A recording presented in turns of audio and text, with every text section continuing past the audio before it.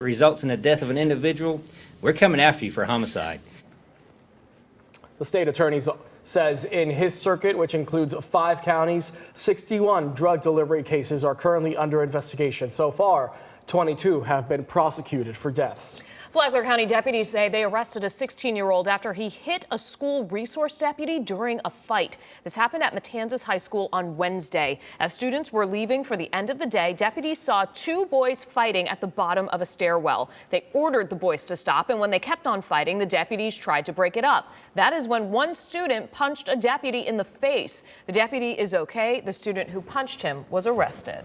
We're learning new details about a high-speed chase. It started after a traffic stop over tinted windows. 19-year-old Jonathan Reyes is facing a long list of charges now after FHP says he was one of 2 suspects from a dangerous chase. That chase ended when the 2 people reached a dead end by a health clinic on Aloma Avenue. Troopers say the 2 men got out of their car and hopped a fence to go into an apartment complex. Reyes was later caught by the pool. In the car, troopers say they found 2 guns, more than 400 grams of marijuana, nearly 3 grams of cocaine, and an unknown blue rocky substance they sent to FDLE for testing. New calls for an independent inspection of Pulse before survivors and victims' families tour the shooting site. The group Pulse Families and Survivors for Justice has offered to pay for the inspection of the club. They claim the city can't know if the building is safe to enter. The city told West 2 earlier this week it has deemed the building safe. Members of this group are also part of a lawsuit against Pulse's former owners. The inspection they want performed could also address their claims of code violations at the property before the shooting. There's no word if the city will agree to this offer. Erasing the Gulf of Mexico from state laws and educational materials won Florida House approval this week. The Republican-controlled House passed 2 bills along party lines to carry out President Trump's directive to rename the Gulf as the Gulf of America. Florida Republicans say the proposal is not rewriting history. We today are now formally saying that America will be the vanguard of the free world, and our kids should know better. But Democrats say the proposal is all about politics. It prioritizes political messaging. It should not be allowed for one person, whether they're our president or not, to change history. The 2 bills would require county school boards and charter school governing boards to begin buying instructional and library materials that reflect the Gulf of America, as well as changing the name of the Gulf in 52 sections of state laws. Similar bills in the Senate await floor votes. Still ahead, an unusual case of rage over someone's driving, but on water. Chill, bro, please, bro. Please, okay, please, bro. Please, bro. Please, bro. Bro, I'm a kid, bro, please. Now, a different charter boat captain with the same first name is being targeted with death threats. It has been completely a nightmare. The horrific situation his family is in now. Plus, TikTok got another extension to try and find a buyer in the U.S. The actions from President Trump, they say, derailed a deal this week.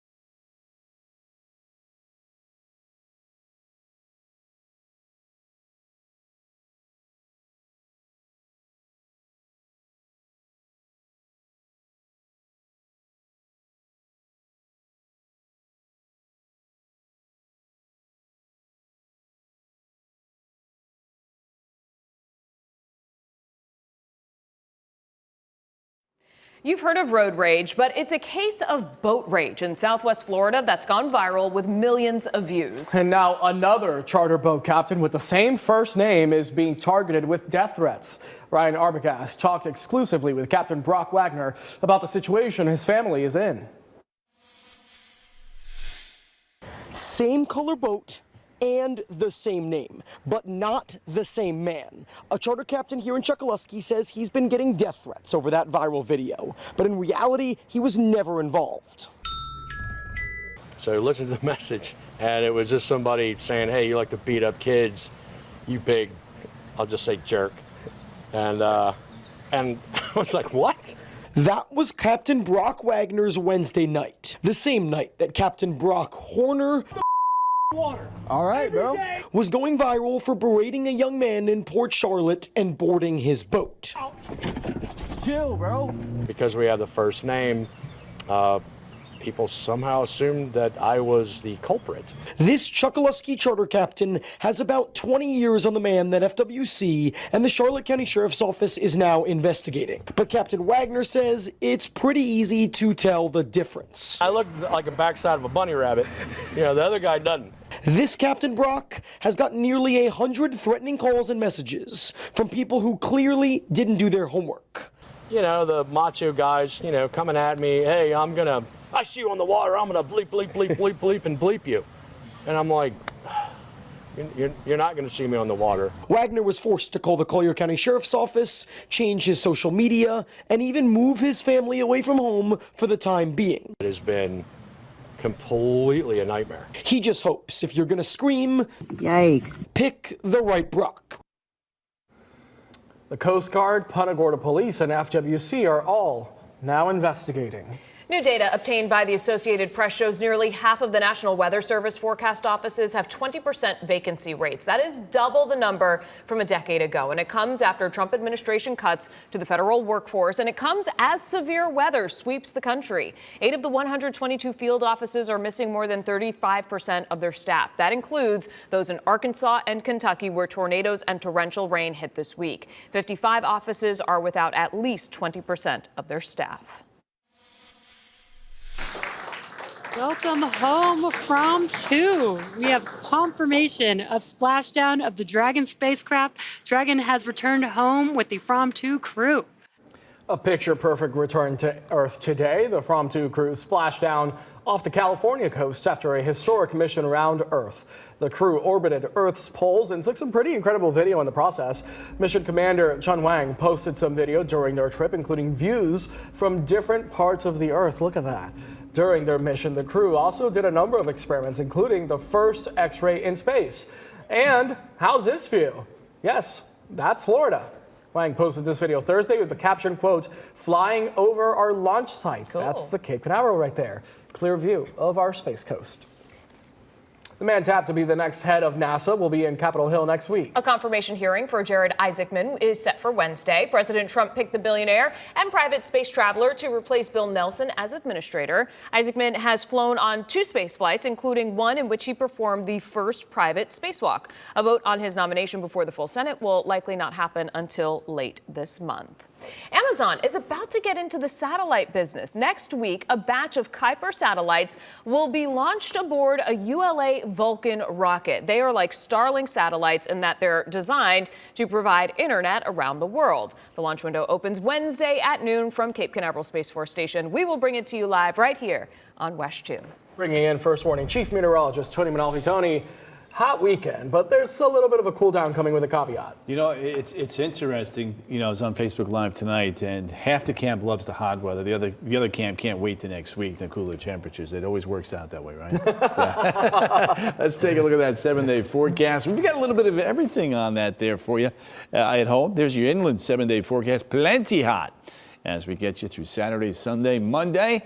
Here comes that front early Tuesday. And showers may linger, especially along the coast on Wednesday. But look at the cool down now. A stretch of days in the 70s. That's a beautiful thing.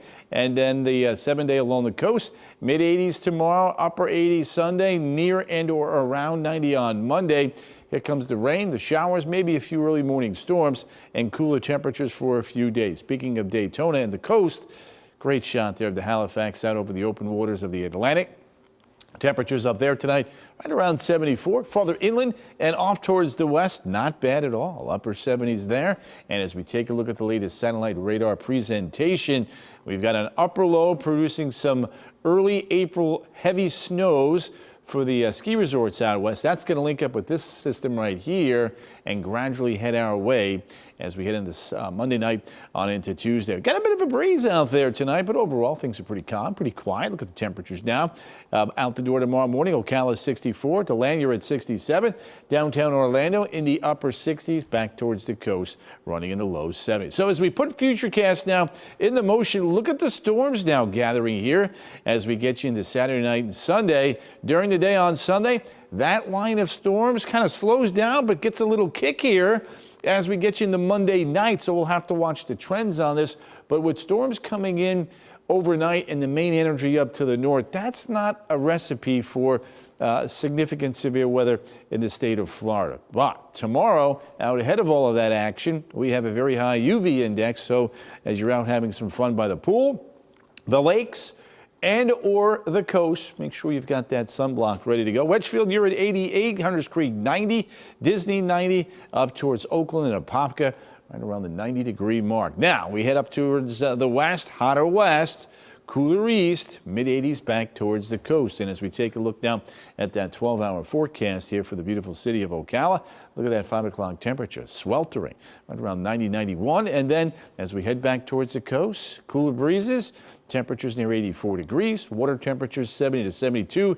That rip risk is going to stay elevated and need you to swim near those lifeguards. All right, the Jazz Festival, the Blues Festival in Maitland underway tomorrow, 6, 8, and 10. Looking good, but looking warm. Let's take a look now at the records potentially tying or breaking Sanford, Leesburg, and maybe even Orlando. We'll keep you posted. Here comes the storms and the front Monday night on into Tuesday, and then clearing, but a little piece of energy may try to wrap around on the back side of that as we get you on into Wednesday. You know what? I'm okay with that. We need the rain. Let's take a look now. It's your updated 7-day forecast one more time. It's all about the heat through Monday and then some rain and cooler temperatures Tuesday through Friday.